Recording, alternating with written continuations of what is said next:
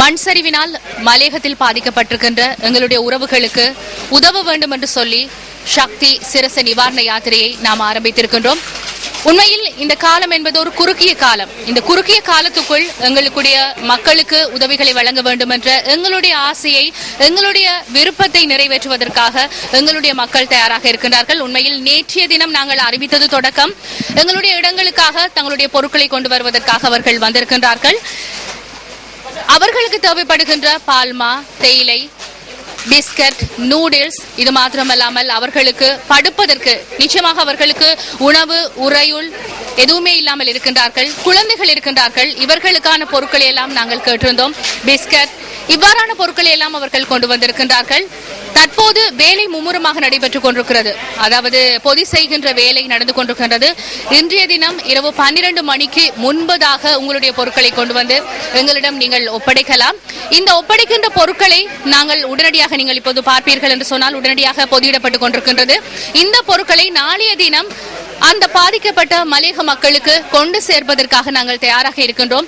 முக்கியமாக இந்த பொருட்களை கொண்டு சேர்ப்பதற்கு எங்களுக்கு வாகன போக்குவரத்து வசதியும் தேவைப்படுகிறது.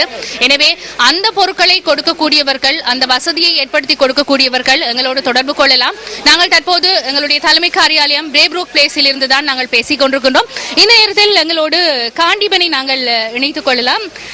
காண்டிபன் சக்தி எஃப்எம் அலைவரிசை பிரதானி எங்களோடு இருக்கின்றார். அவரிடம் நாங்கள் கேட்டு பார்ப்போம் இது தொடர்பான மேலதிக செய்தியை.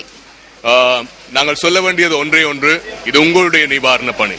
மக்களால் மக்களுக்காக உங்கள் சக்தியோடு சேர்ந்து சக்தி நிவாரண பணியில் நீங்கள் இணைந்திருக்கின்றீர்கள். உங்கள் அனைவருக்கும் சிரம் தாழ்த்தி எங்களுடைய மனப்பூர்வமான நன்றிகளை தெரிவிக்கின்ற அதே வேளையில் இங்கே மக்களுக்கு அடிப்படை உதவிகளாக உடனடியாக தேவைப்படக்கூடிய நூடுல்ஸ் பேக்கெட்கள், பிஸ்கட்ஸ், அதை தவிர இங்கே பார்த்தீர்கள் என்றால் அவர்களுக்கு போர்த்திக் கொள்வதற்கான போர்த்தும் ஆடைகள், பாய்கள், தலையணைகள் மற்றும் புதிய ஆடைகளை மக்கள் நீங்கள் கொண்டு வந்து சேர்த்திருக்கின்றீர்கள்.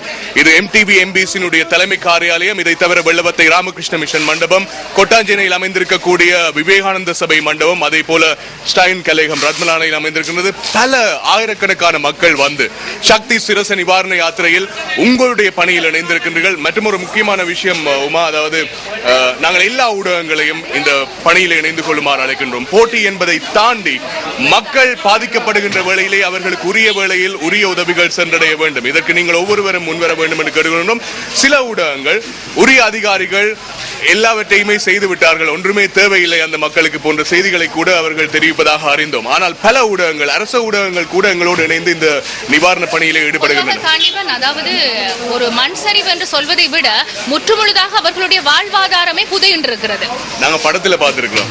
அதாவது ஒரு மண்ணில ஒரு கிராமமே அழிஞ்சத, மண்ணில புதையுண்டதை பார்த்திருக்கிறோம். காலையில பாடசாலைக்கு போன பிள்ளை வீட்டுல வந்து பாக்கல அம்மா அப்பா இல்ல, இருந்த இடமே எங்க என்று தெரியல. அப்படியான ஒரு சூழ்நிலையில அவர்களோடு இருக்க வேண்டிய பொறுப்பு ஒவ்வொருவருக்கும் இருக்கு. ஆனா அதை தாண்டி இந்த நிவாரண உதவிகளையும் தாண்டி கேபிட்டல் மகாராஜா நிறுவனத்தின் மூலமாக, சக்தி எஃப்எம், சக்தி டிவி மூலமாக பாதிக்கப்பட்ட கொஸ்லந்தையில் பாதிக்கப்பட்டு நிற்கதியாக இருக்கக்கூடிய ஒவ்வொரு பிள்ளைகளுக்கும், ஒவ்வொரு மாணவருக்கும் புலமை பரிசிலை அறிமுகப்படுத்தியிருக்கின்றோம். அதாவது ஒரு முறை புலமை பரிசில் மாத்திரமல்ல, அவர்கள் கல்வியை முடிக்கின்ற வரை இந்த புலமை பரிசில்கள் அவர்களை சென்றடையும் என்கின்ற செய்தியையும் தெரிவித்துக் கொள்கின்றோம். நிச்சயமாக நன்றி. உண்மையில் எங்களுடைய உதவி என்பது வெறும் வார்த்தைகளால் சொல்ல முடியாத ஒரு விஷயம். அவர்கள் இழந்திருப்பது வாழ்வாதாரம், தங்களுடைய முக்கியமான ஒரு அத்திவாரத்தை இழந்திருக்கின்றார்கள். அப்படிப்பட்டவர்களுக்கு எவ்வளவு உதவி செய்தாலும் தகும். எனவே எங்களுடைய மக்களை, எங்களுடைய உறவுகளை, பாதிக்கப்பட்ட மலையக மக்களுக்காக நீங்கள் உங்களுடைய உதவிக்கரம் நீட்டுவதற்காக வாருங்கள்.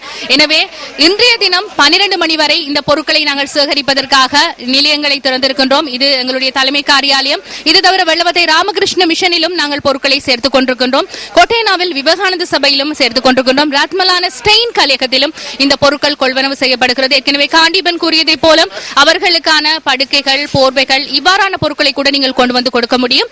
எனவே தொடர்ந்து எங்களுடைய பிரதான செய்தி அறிக்கையோடு இணைந்திருக்கலாம்.